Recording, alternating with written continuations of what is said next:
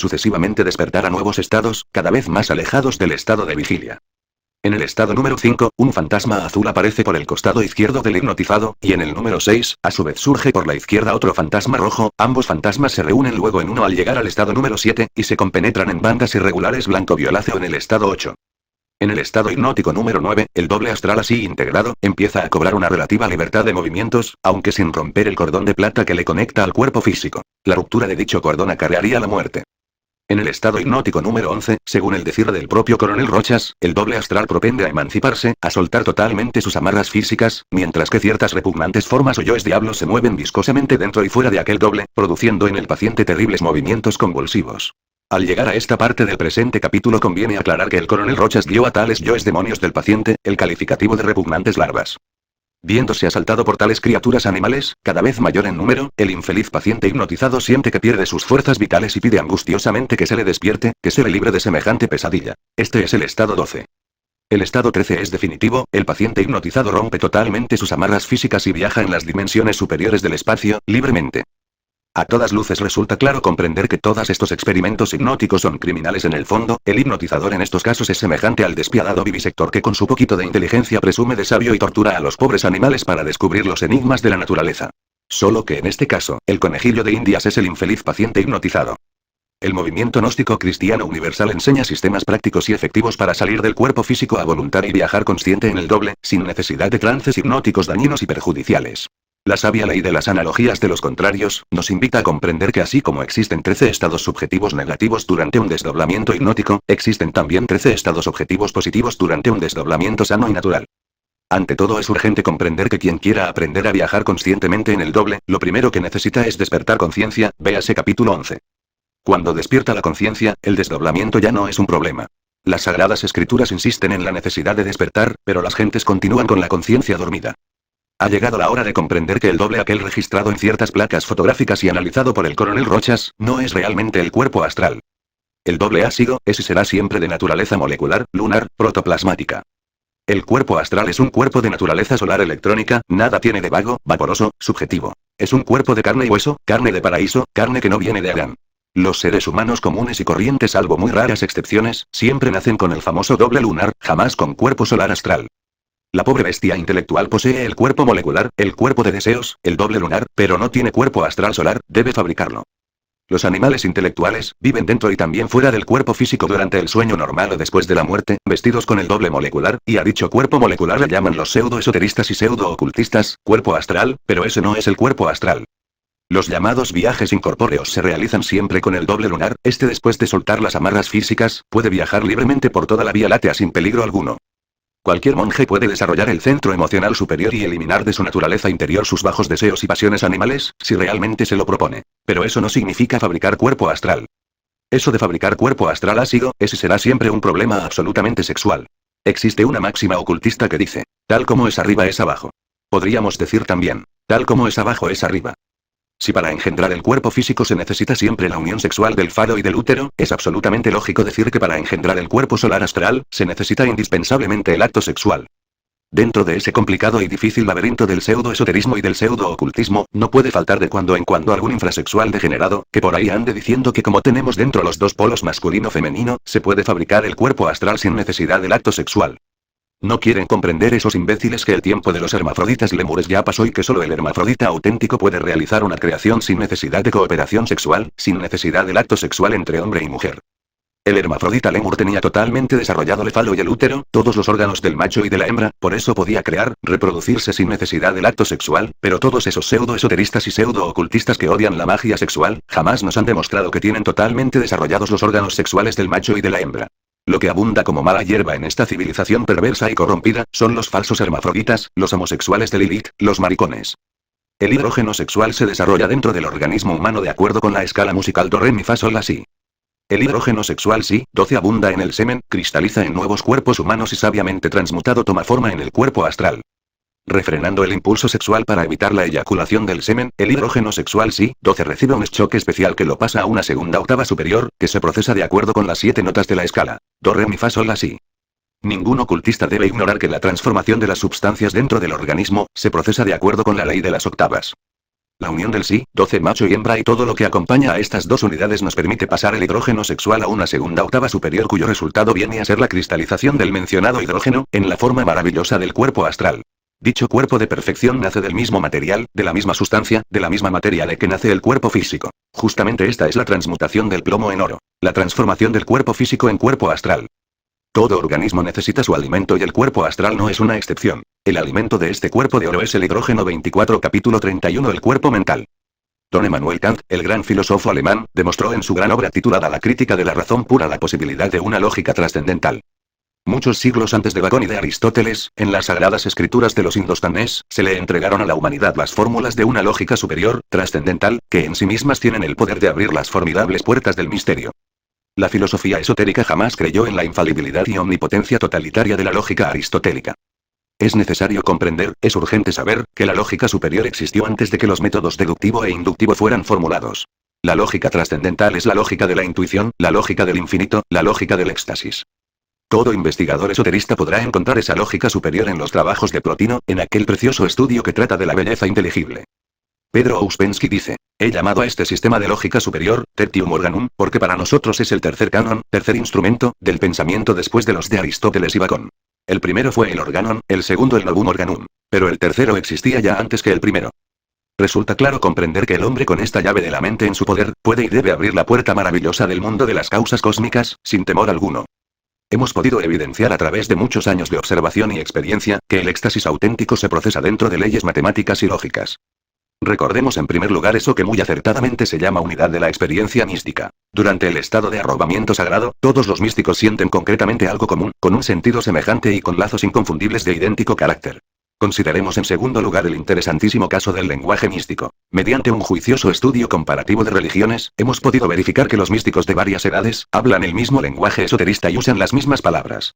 Esto está demostrando hasta la saciedad la tremenda realidad de la experiencia mística.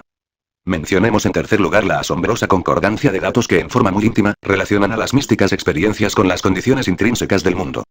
De tales condiciones puede deducirse correctamente la sensación de unidad del todo, una nueva sensación muy peculiar de eso que se llama tiempo, la sensación de infinitud, el placer o el horror, el conocimiento íntegro del todo en la parte y por último la experiencia inolvidable de la vida infinita y la conciencia infinita.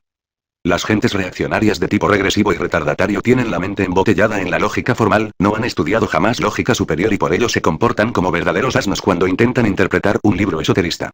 Los bribones rechazaron la experiencia mística cuando no la pudieron embotellar en su lógica formal. Lo más grave de todo esto es que los sabiondos de la lógica reaccionaria, no solamente ignoran sino además ignoran que ignoran. Calificar de ilógicos los datos de la experiencia mística es ciertamente el colmo de la ignorancia. El esoterismo puro se fundamenta en la experiencia mística y esta última está sometida a las matemáticas de los números transfinitos y a las leyes inconfundibles de la lógica superior. En nuestro pasado capítulo estudiamos el cuerpo astral mediante el cual se logra la plena manifestación en nosotros del centro emocional superior. En el presente capítulo es necesario comprender lo que es el cuerpo mental, lo que es la mente, lo que es la lógica superior. Solo mediante el cuerpo mental de tipo legítimamente solar puede lograrse el pleno desarrollo del centro mental superior. Las gentes comunes y corrientes solo tienen cuerpo lunar mental. Dicho cuerpo protoplasmático es de naturaleza animal. El manas inferior o mente concreta de que habla la teosofía es únicamente el lunar mental. No es una maravilla que el animal intelectual tenga vehículo mental animal, las bestias irracionales también lo tienen. Solo que estas últimas jamás le dieron a la mente forma intelectual, esa es la única diferencia. Es indispensable fabricar el cuerpo mental, si es que de verdad queremos pensar con mente Cristo, con lógica superior, con inteligencia de agnóstico. Refrenando el impulso sexual para evitar la eyaculación del semen, el hidrógeno sexual Sí-12 recibe un segundo choque especial que de hecho lo pasa a una tercera octava superior, que se procesa de acuerdo con las 7 notas de la escala musical. Do, re, mi, fa, sol, la, si. La cristalización del hidrógeno sexual Sí-12 en la espléndida forma del cuerpo mental solar, se realiza de acuerdo con la sabia ley de las octavas musicales. Sería imposible fabricar el cuerpo mental solar, sin las 7 notas de la tercera escala. El yogi que jamás ha practicado con el maituna puede convertirse en un verdadero atleta de la concentración mental, pero jamás podrá fabricar el cuerpo mental solar con pranayamas. Ejercicios mentales, porque este es y será siempre un problema 100% sexual. El auténtico y legítimo cuerpo mental solar, es un cuerpo de paraíso, un cuerpo de felicidad lleno de perfecciones incalculables. Se equivocan lamentablemente aquellas personas que suponen que el cuerpo mental solar es un cuerpo vago, vaporoso, fluídico, etc. El cuerpo mental solar es también un organismo de carne y hueso, carne de paraíso, carne que no viene de Adán. El cuerpo mental solar nace del acto sexual sin eyaculación del enseminis y necesita su alimento para su nutrición y crecimiento. El cuerpo mental solar se alimenta con el hidrógeno 12. El cuerpo mental solar tiene 300.000 clanes o centros magnéticos y todos deben vibrar con el mismo tono, y sin la menor arritmia. Aquellos iniciados que poseen cuerpo mental solar siempre piensan con lógica superior, con lógica trascendental. Tomando los axiomas de Aristóteles, como modelo, podríamos expresar inteligentemente el principal axioma de la lógica superior en la siguiente fierda. A es tanto a como no a. Todo es tanto a como no a. La fórmula lógica. A es tanto a como no a, corresponde a cierta fórmula de matemáticas transfinitas que dice, una magnitud puede ser mayor o menor que sí misma. Los bribones embotellados en la lógica formal, al leer estas líneas calificarán estas fórmulas despectivamente diciendo que son ilógicas y absurdas. Las gentes de mente lunar son incapaces de comprender la lógica superior del hombre solar. Ahora comprenderéis, querido lector, por qué motivo los bribones se convierten en verdaderos asnos cuando tratan de interpretar las antiguas teogonías. La mente lunar es un verdadero asno en el cual debemos montar, si es que de verdad queremos entrar victoriosos en la Jerusalén celestial en Domingo de Ramos. Capítulo 32. El cuerpo causal. Hemos llegado con este capítulo al mundo causal, al mundo maravilloso de la voluntad consciente, a la región electrónica. Allá abajo, en el mundo molecular, al otro lado del mal río, existe un lugar triste, no por los martirios, sino por las tinieblas donde en vez de lamentos como gritos, solo se escuchan tristes suspiros. Allí en ese limbo del mundo molecular vive Virgilio el poeta de Mantua, maestro del Dante florentino, allí residen todos esos inocentes párvulos del pseudo-esoterismo y del pseudo-ocultismo que no fueron lavados del pecado original, que creyeron que podrían autorrealizarse a fondo, sin necesidad de trabajar con el Maituna en la novena esfera, que cometieron el error de no vestirse con las tres virtudes santas, los tres cuerpos solares: astral, mental y causal. En nuestros dos precedentes capítulos estudiamos los cuerpos solares, astral y mental, ahora vamos a estudiar el cuerpo de la voluntad consciente, el cuerpo causal. Nuestros estudiantes gnósticos necesitan tener mucha fe y cubrirse bien con las tres virtudes santas, si es que de verdad no quieren continuar en el limbo. El fakir oriental lucha en forma espantosa por desarrollar en sí mismo la fuerza de la voluntad. Todo el camino del fakir consiste en múltiples prácticas físicas increíblemente difíciles. Cualquier fakir es muy capaz de tenerse quieto en cualquier posición difícil durante horas, meses y años, o se sienta sobre un hormiguero bajo un árbol, o bajo los inclementes rayos del sol tropical. Cualquier fakir es muy capaz de sentarse con los brazos abiertos en forma de cruz sobre una piedra desnuda bajo el sol, o entre espinas y abrojos durante meses o años enteros. Por medio de todas estas torturas físicas, el fakir desarrolla el poder de la voluntad en forma realmente terrible, pero no logra fabricar el cuerpo de la voluntad consciente o cuerpo causal, porque eso es un problema 100% sexual.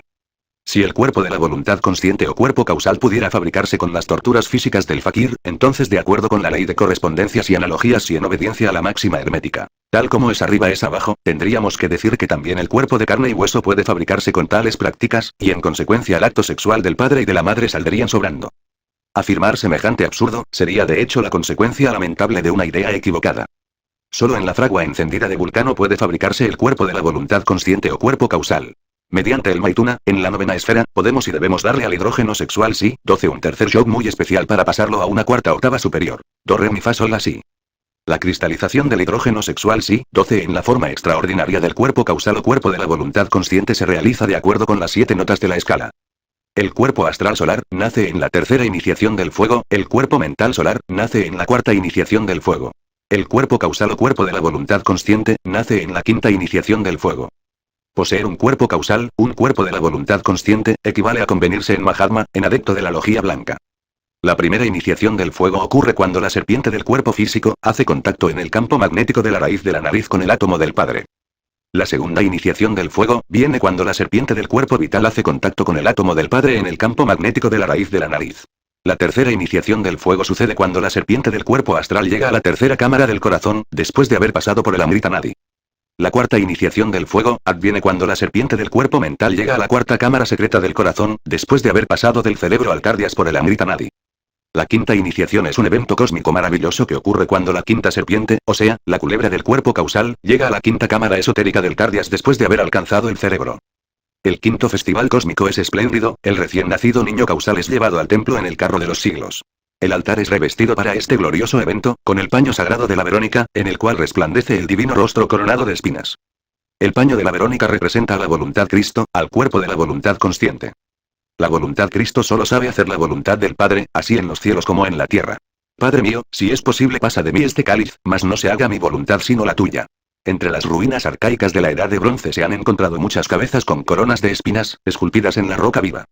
La figura del Exeomo no tiene una corona tan solo para recordarnos el hecho histórico del martirio de nuestro adorable Jesús el Cristo, sino para indicarnos la necesidad de fabricar el cuerpo solar de la voluntad Cristo.